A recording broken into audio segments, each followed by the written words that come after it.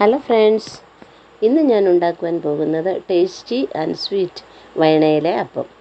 ഗോതമ്പ് പൊടി 2 കപ്പ്, അരിപ്പൊടി 2 കപ്പ്, തേങ്ങ ചിരകിയത് 1 കപ്പ്, ഏത്തപ്പഴം 2 എണ്ണം ചെറുത്, ജീരകപ്പൊടി 1/2 സ്പൂൺ, ശർക്കരപ്പാനി ആവശ്യത്തിന്, ചൂടുവെള്ളം 1/4 ഗ്ലാസ്, ഉപ്പ് പാകത്തിന്, വയണയില ആവശ്യത്തിന് എടുക്കുക.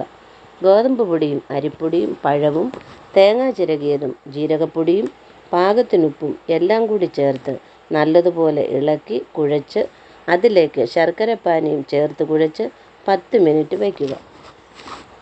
ഇഡ്ഡലി പാത്രമാണ് ഞാനെടുത്തത്.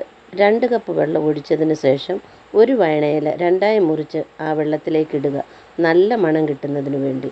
അതിനുശേഷം ഇഡ്ഡലി പാത്രത്തിൻ്റെ ഒരു തട്ട് കമഴ്ത്തി വെച്ചതിലേക്ക് വയണയിലയിൽ മാവ് വെച്ച് ഇലമടക്കി ഈർക്കിൽ കൊണ്ട് കുത്തി വെച്ചതിന് ശേഷം നന്നായി അടച്ച് വെച്ച് വേവിക്കുക. 20 മിനിറ്റിനുള്ളിൽ നമ്മുടെ പഴമയുടെ രുചിയോടുകൂടിയ ടേസ്റ്റി ആൻഡ് സ്വീറ്റ് വയണയിലയപ്പം അല്ലെങ്കിൽ കുമ്പിളപ്പം റെഡി. എല്ലാവരും ട്രൈ ചെയ്ത് നോക്കണേ. താങ്ക്